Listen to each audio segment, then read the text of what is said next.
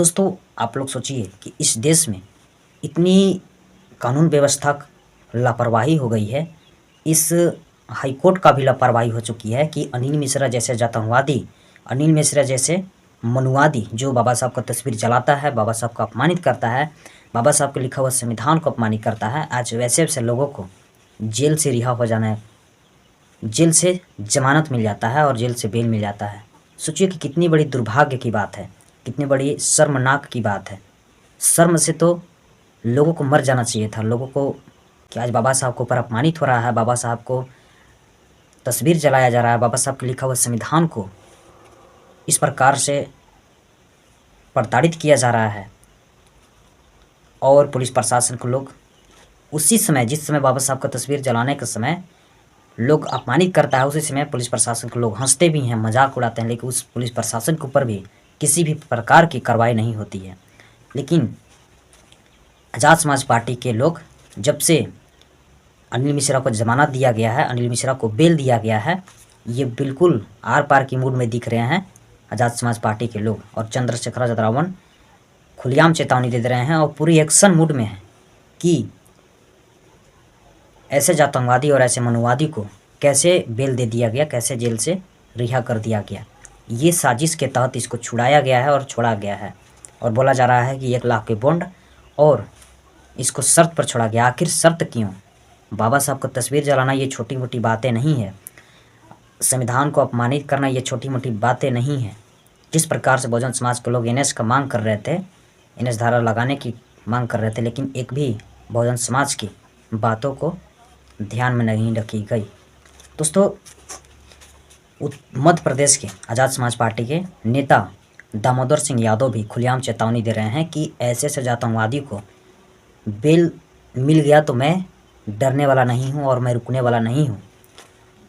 दामोदर सिंह यादव और साथ ही साथ भीमआर्मी आज़ाद समाज पार्टी के चीफ एडवोकेट नगीना का सांसद चंद्रशेखर आज़ाद रावण जी खुलेआम चेतावनी दिए हैं और खुलेआम इन्होंने खुलेआम बोले हैं कि अब इन जैसे आतंकवादी को हाई कोर्ट ग्वालियर से नहीं हुई तो मैं सुप्रीम कोर्ट जाऊंगा और सुप्रीम कोर्ट जाकर SLP मतलब कि स्पेशल लीव पिटीशन, इसका हिंदी हुआ विशेष अनुमति याचिका, इन जैसे आतंकवादी के ऊपर फिर से मैं कड़ी कार्रवाई करने की कार्य करूंगा और जेल भेजने का प्रयास करूंगा और जेल में घुसड़ने का प्रयास करूंगा। सुप्रीम कोर्ट में दाखिल करने जा रही है भीम आर्मी के लोग। दोस्तों, ये बाबा साहब का अपमानित करना, सोचिए कि संविधान का अपमानित करना, ये सोचिए कि देश का अपमानित करना। तो जब ये देश का अपमानित किया तो समझिए कि देशद्रोही हुआ। जब देशद्रोही हुआ तो इसके ऊपर NS की धारा लगना चाहिए, लेकिन NS की धारा नहीं लगाते हुए इसको जेल से बेल दे दिया जाता है। ये देखिए क्या मजाक चल रहा है इस भारत देश में, लापरवाही चल रहा है।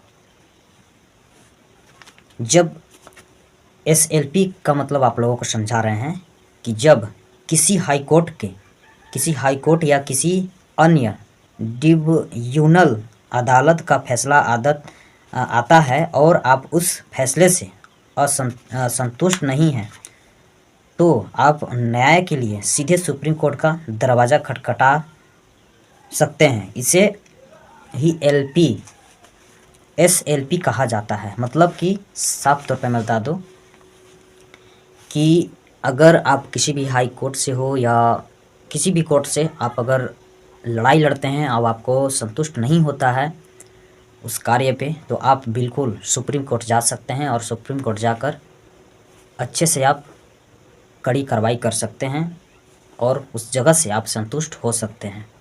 तो वही आज भीम आर्मी के लोग, आज़ाद समाज पार्टी के लोग मजबूती से कदम उठाए हैं और जब तक इन आतंकवादी को जेल नहीं हो जाता है तब तक भीम आर्मी के लोग रुकने वाला नहीं है और बर्दाश्त करने वाले नहीं है। सबसे बड़ी बात यह है कि किसी भी नेता, आज बाबा साहब का जब तस्वीर जलाई गई, बाबा साहब को अपमानित किया गया, इस संविधान को अपमानित किया गया, तो किसी भी नेता खुलकर सामने नहीं आया।